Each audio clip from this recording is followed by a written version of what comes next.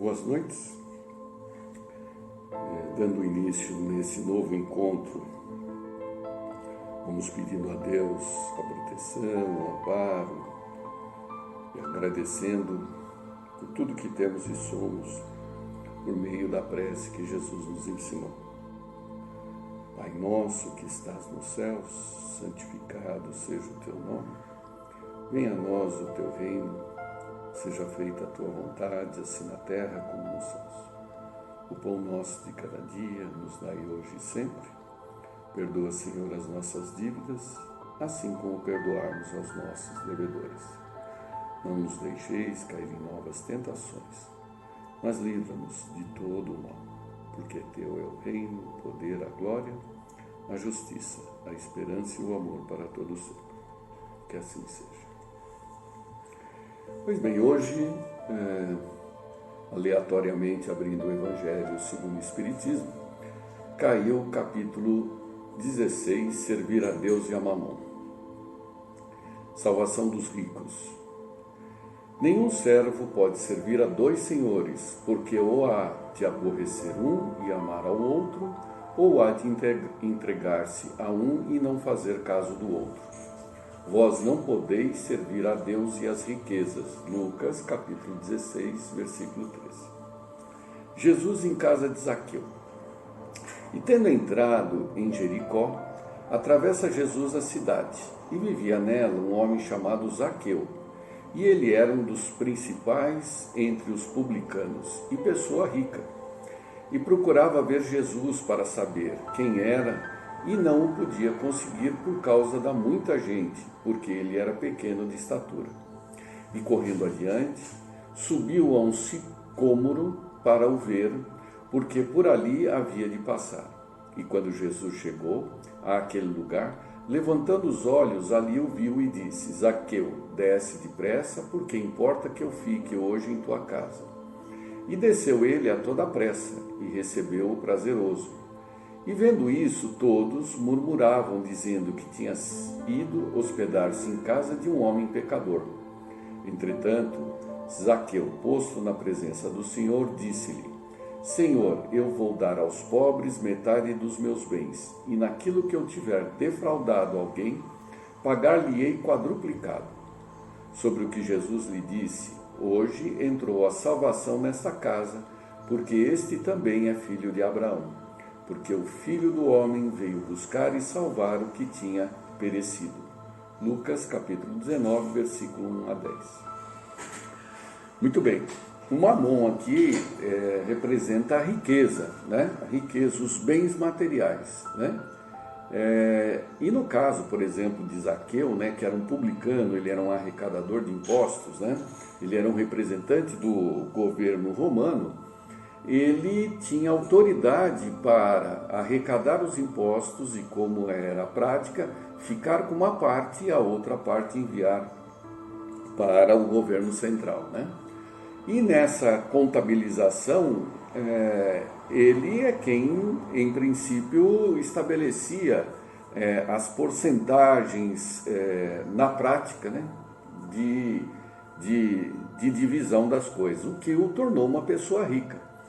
Mas ele, né, em contato com Jesus, se redimiu dos seus atos anteriores e se comprometeu a devolver aquilo a quem ele havia defraudado, assim como distribuir o que tinha aos pobres.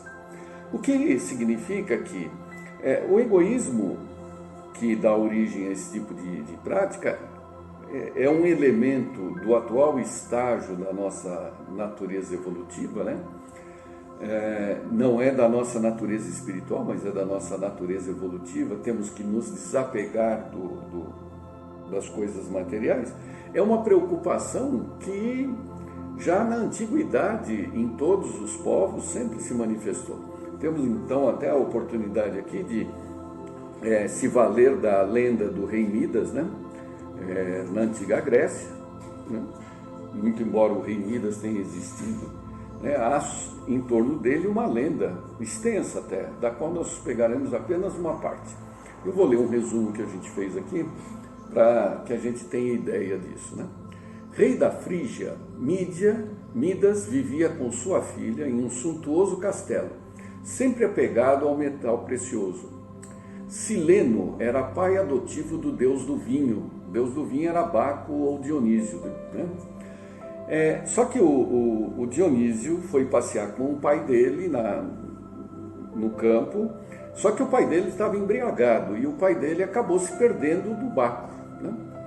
E os camponeses acharam o pai do Baco embriagado lá e levaram ele até o rei Midas, né?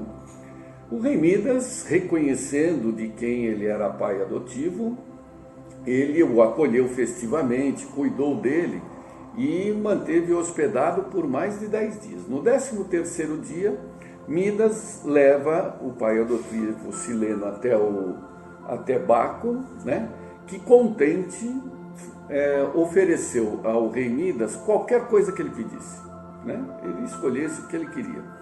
E como o rei era muito apegado ao ouro, tinha como hobby, inclusive, ficar contando suas moedas de ouro no castelo, ele pediu justamente que tudo que ele tocasse se tornasse ouro, né? Baco estranhou o pedido, achando que até viria alguma coisa mais importante, concedeu. E aí saiu o rei todo contente, né, voltando para o castelo e experimentando o novo dom no caminho. Então ele experimentou, ele transformou galho de árvore em ouro, pedra, torrão de terra, até uma maçã, né? E chegou feliz no castelo quando, na primeira refeição que foi oferecida a ele ficou horrorizado ao pegar um pedaço de pão que, ao levar à boca, já se transformava em ouro instantaneamente, de forma que ele não conseguia se alimentar. A própria taça de vinho, quando ele pegava e ia beber, se transformava em ouro líquido.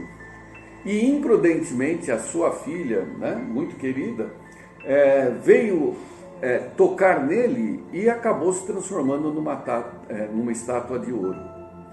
Aí, desesperado, ele começou a tentar se livrar daquele dom, né? E percebendo, inclusive, que ele morreria de fome. Foi quando ele implorou para o deus Baco, né, que o livrasse daquele novo poder, né? E aí, Baco, ouvindo a súplica dele, lhe disse que bastava ele pegar a água corrente que desfaria o toque. E mergulhas o que tocastes num rio, e os objetos em que tocastes voltarão a ser o que era. Aí Midas, então, logo em seguida, né, ele pegou um jarro de água, encheu com a água do rio, né, e correu para o castelo, começando por molhar a própria filha, que voltou ao normal, né?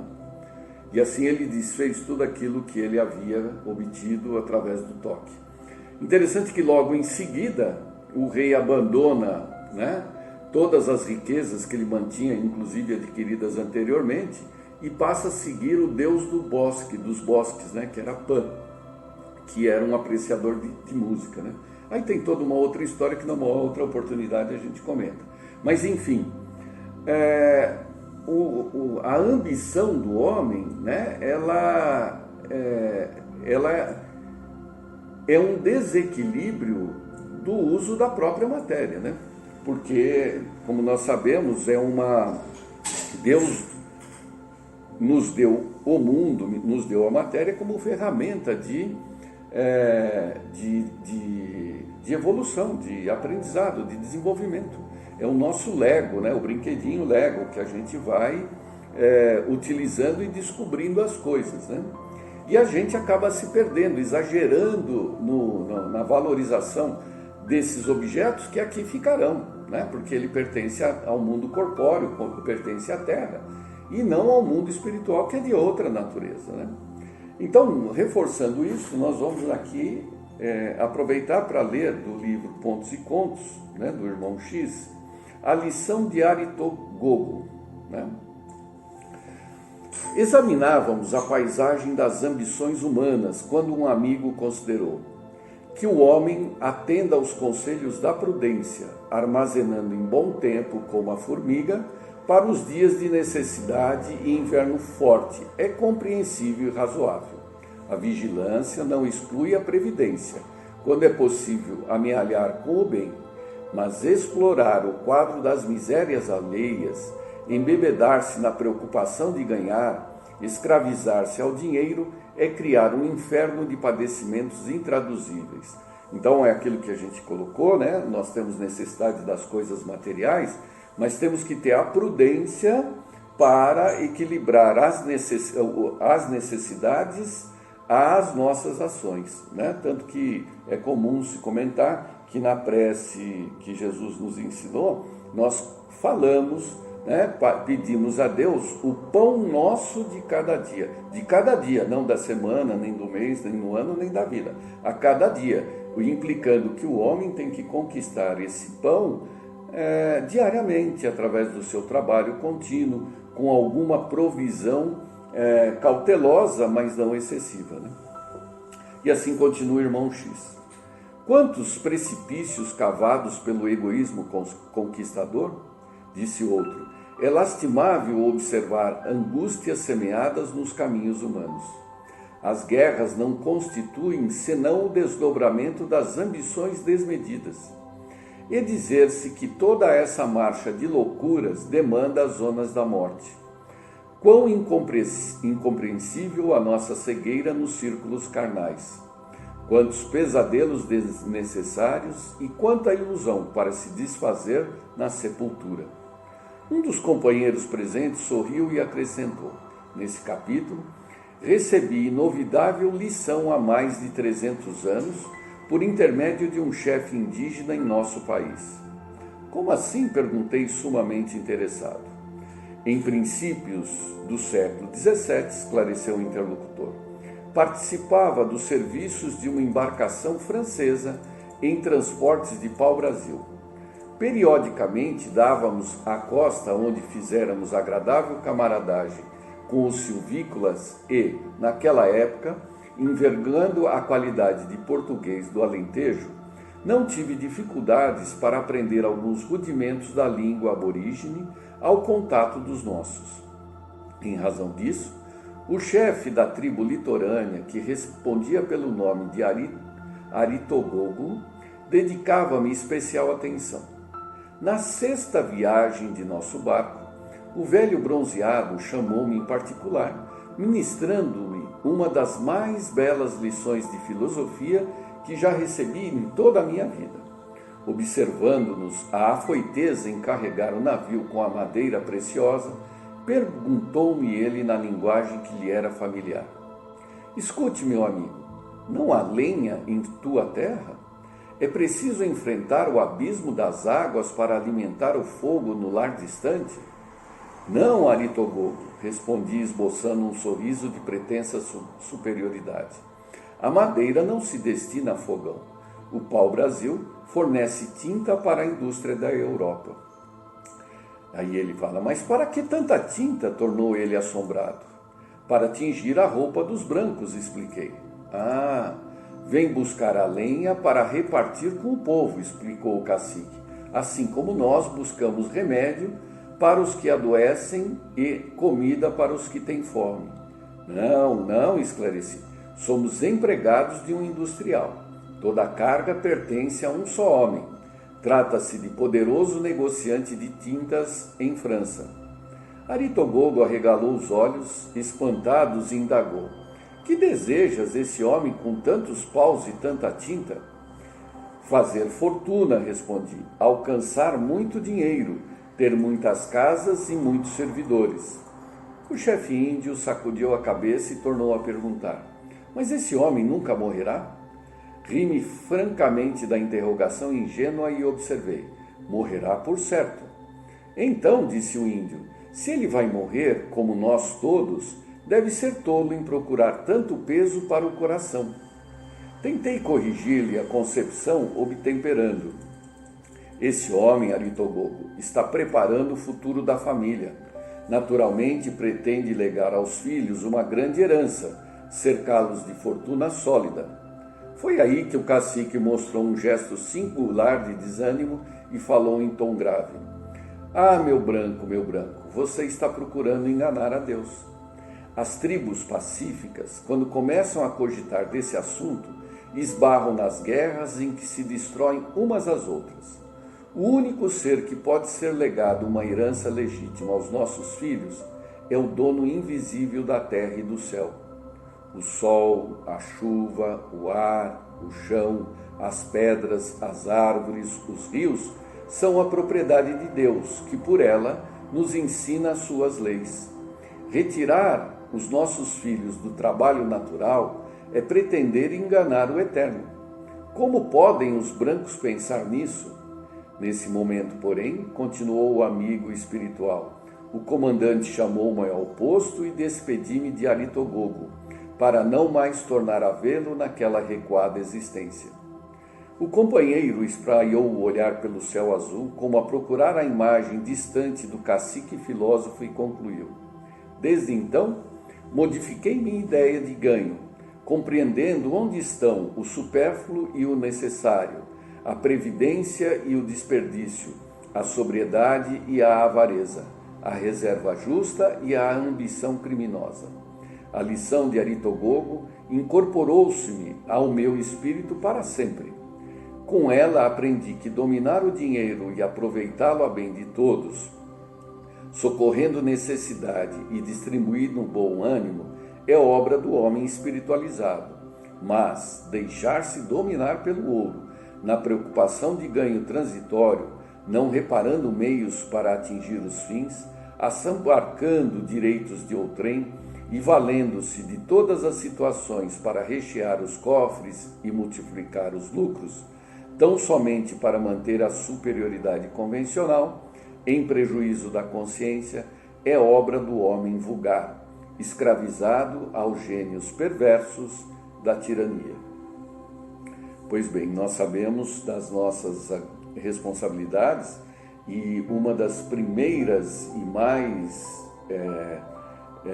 cerradas lutas que devemos travar conosco mesmo é esse egoísmo expresso na nossa busca de acúmulo constante de coisas que não usaremos aqui e tampouco levaremos para lá.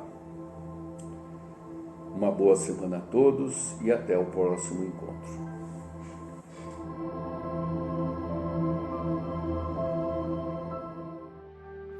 Uma boa tarde a todos. Que Deus, em sua infinita bondade, nos ilumine, nos envolva, nos ampare, e que luz se faça no nosso lar, que luz se faça em todos os lares da terra, que luz se faça dentro de cada um de nós. Nós trouxemos hoje do livro Alerta, que é a psicografia pelo espírito de Joana de Ângeles, realizada através do Divaldo Pereira Franco, um texto que fala sobre a apatia. O que seria a apatia? Essa falta de vontade, a falta de iniciativa, né? O desinteresse pelas coisas que nos rodeiam. Então a Joana de Ângeles nos diz sobre a apatia: se a atitude violenta, precipitada, pode levar a desastres de consequências lamentáveis, a apatia é sempre fator de desconcerto e atraso na máquina do progresso. Então, tomarmos uma atitude precipitada, violenta, impensada, no calor ali de uma emoção, é danoso, da mesma maneira que deixarmos de tomar atitude sistematicamente também é danoso. Então, os dois extremos, eles não são saudáveis. Por isso é que sempre é recomendado que nós evitemos tomar decisões em momentos de muita angústia, de muita tristeza, de muito estresse, de muito nervosismo, para que não tomemos decisões ali precipitadas e impensadas, mas que ao mesmo tempo nós possamos desenvolver o exercício de tomarmos atitudes, né, de termos iniciativa, começarmos e acabarmos alguma coisa. Ele diz: quase sempre a apatia tem origem no programa kármico do espírito em prova. É decorrente de graves aflições e erros que não foram necessariamente corrigidos pelo espírito e ressumam, né, e têm a origem no imo da alma, como expressão deprimente e paralisante. Então essa falta de iniciativa, essa falta de vontade, ela pode ter origem em vidas anteriores que tivemos. Então nascemos com esse desafio, né, da luta pela iniciativa, da luta pela atitude, pelo propósito de realização daquilo que a vida nos apresenta, daquilo que Deus nos confia. O apático é alguém que perde a batalha antes de enfrentá-la. É aquele que tem medo, é aquele que se sente incapaz, é aquele que se sente sempre cansado, quando na verdade o exercício, o desafio nem começou, mas ele já tem esse receio exagerado daquilo que está por vir. Ele encontra-se, o apático, encontra-se em processo de evolução com o objetivo de vencer as injunções penosas, devendo investir grandes esforços para superá-las. No estado de debilidade de forças a que se entrega e no qual se deixa paralisar, aprisionado nas teias da intolerância, deve e pode romper todos os vínculos e reorganizar-se, iniciando o esforço a princípio mentalmente, para depois tornar em ações a programática que deve submeter, engajando-se no compromisso reabilitador. Então é interessante essa expressão quando diz que é um estado de debilidade de forças em que a pessoa ela se entrega, ela se deixa envolver. Aquilo que já foi comentado, uma coisa é nós estarmos sobrecarregados, uma determinada fase da vida em que temos ali um acúmulo de atividades. Então, estar sobrecarregado é uma coisa, nos sentirmos sobrecarregados é outra, porque podemos ali termos poucas atividades ou nada que seja excessivo, que seja acumulativo, no entanto, nós nos sentimos muito cansados.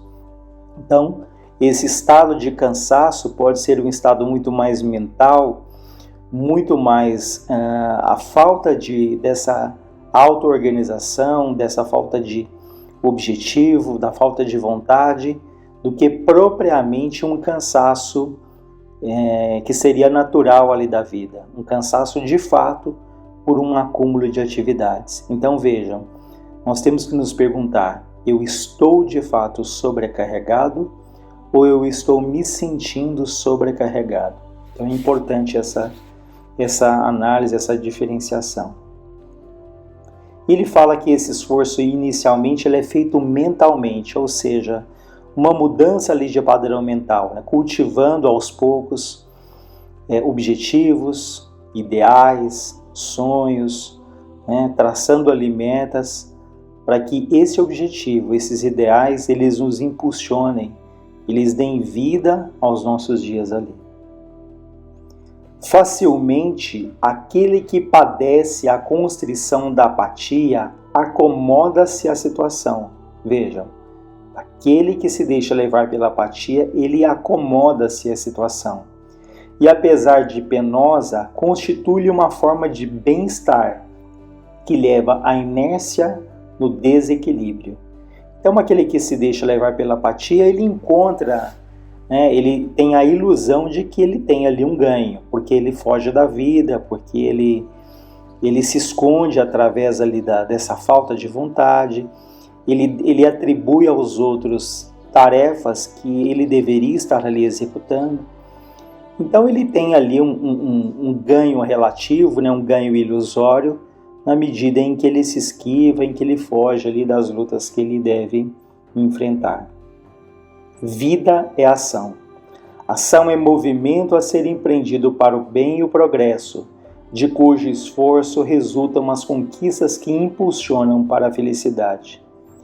Elimina do teu vocabulário as frases pessimistas habituais. Então vejam, elimina do teu vocabulário frases pessimistas habituais, substituindo-as por equivalentes ideais. Não digas, não posso, não suporto mais, desisto. Quantas vezes essas palavras fazem parte dos nossos lábios ou da nossa mente, né? Não posso, não suporto mais, desisto. Porque isso repetido ali continuadamente, isso vai cristalizando e vai ali roubando uma energia preciosa que nós devíamos mobilizar para a ação, para a realização. Então ele diz para não usarmos essas frases, mas fazermos uma mudança de paisagem mental e corrigindo por outras frases como, por exemplo, tudo posso quando eu quero. Suporto tudo quanto é para o meu bem. Prosseguirei ao preço do sacrifício para a vitória que persigo. Então vejam, são outras frases com outro teor, né, que mobilizam uma outra dinâmica, uma outra energia.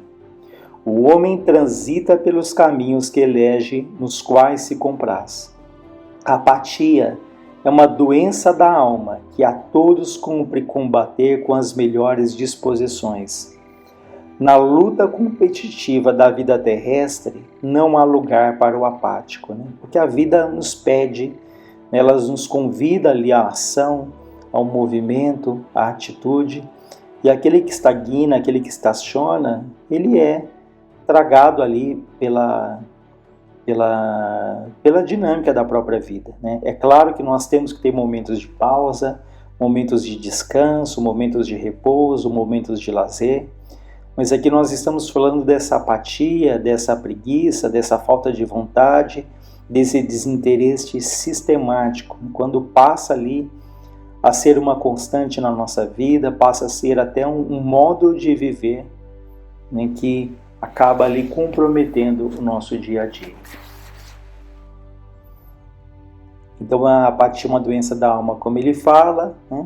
Então, receando o labor bendito, né, fugindo do trabalho bendito, ou mediante mecanismos de evasão inconsciente, a criatura se deixa envenenar pela psicosfera mórbida da autopiedade, procurando inspirar compaixão antes que despertar e motivar o amor. Vejam que importante isso. Aquele que se deixa levar por essa apatia, ele vai desenvolvendo ali um sentimento de autopiedade. Ele quer despertar nas pessoas o quê? A compaixão, que todos tenham pena dele, né? Então, ao invés de conquistar ali o respeito pelo trabalho que ele faz, aquele que sempre quer que os outros o poupem, que os outros relevem ali as suas falhas, que os outros tenham pena, é aquele que se julga incapaz, que se julga doente. Então ele alimenta esse sentimento de autopiedade, né, e com isso fere a própria dignidade, o próprio amor próprio, na medida em que ele subestima as próprias forças, que ele deixa as próprias forças, né, em movimento para quê? Para paralisar e atrair ali a pena, a compaixão dos outros. Então isso, de certa forma, é de fato uma falta de amor próprio, falta de dignidade. Então vejam, nos estados apáticos dão-se início a processos de auto-obsessão, quando da submissão obsessiva a espíritos inconsequentes, que se comprazem em explorar psíquica, emocional e organicamente os que se lhe fazem vítimas espontâneas. Então, aquele que se acomoda à situação, ele acaba ali gerando um processo de auto-obsessão, porque ele desenvolve uma submissão, né, em que espíritos ali, às vezes muito inteligentes, espíritos dominadores, acabam ali influenciando de uma maneira muito intensa o próprio pensamento da vítima, porque como ela renega as próprias forças, ela se sente frágil, doente, ela abre caminho para que espíritos obsessores a influenciem de uma maneira bastante danosa, né? Por isso é que ele fala que aqueles que se encontram nesses estados apáticos inicia ali muitas vezes um processo de auto-obsessão. Então ele nos recomenda, reage com vigor à urdidura da apatia, do desinteresse. Vejam, reagimos procurando ali com vigor, né, com energia, fugimos do desinteresse. Há uma frase interessante, né? Até redundante isso, né? Uma frase interessante em que diz que as pessoas interessantes são as pessoas interessadas. Vejam, as pessoas interessantes são as pessoas interessadas, que têm interesse pela vida, pelo conhecimento, pela curiosidade, pela descoberta. Não aquele interesse da maledicência, da fofoca, de sabermos da vida ali dos outros, mas o interesse pela vida, né? Pelo belo, pelas coisas que despertam ali a sensibilidade, enfim, aqueles que têm interesse pela vida. Então, as pessoas interessantes são as pessoas interessadas. Continuando, ela diz: ora, né, faça a prece, vence esse adversário sutil, né, que é a apatia, que em ti procura alojamento, utilizando-se de justificativas falsas. A lei do trabalho é um impositivo das leis naturais que promovem o progresso, que fomentam a vida. Não é por outra razão que a tradição evangélica nos informa: ajuda-te e o céu te ajudará, convidando-nos à luta contra a apatia e os seus sequazes, né, e os seus companheiros ali, que se fazem conhecidos como desencanto, depressão, cansaço e equivalentes. Então aqui ele coloca como significados da apatia o desencanto, a depressão, o cansaço, né? Por isso ele que nos informa, nos orienta, nos convida: ajuda-te, né? Faça a parte que te cabe, lute, né? Porque você se ajudando, o céu te ajudará. Há no Evangelho uma frase interessante dos Espíritos também que nos dizem: nós te daremos a força necessária, se quiseres empregá-la. Vejam que tem aí esse se, essa preposição que diz: nós te daremos a força necessária, se quiseres empregá-la. Então nós temos que desenvolver essa vontade, a iniciativa, ainda que seja difícil, ainda que demore, ainda que encontremos obstáculos, mas desenvolvemos aí essa vontade, essa iniciativa, temos aí os nossos sonhos, os nossos projetos, os nossos ideais. Isso vai ser um sagrado estímulo para que continuemos, né? Um pouco a cada vez. Para finalizar, nós lembramos da frase que diz: é melhor fazermos um pouco a cada dia do que querermos fazermos tudo em um dia só. Então tenhamos ali a persistência, a perseverança, pedindo a Deus que nos fortaleça, que ilumine a nossa caminhada, a nossa trajetória aqui na Terra. Uma boa tarde a todos.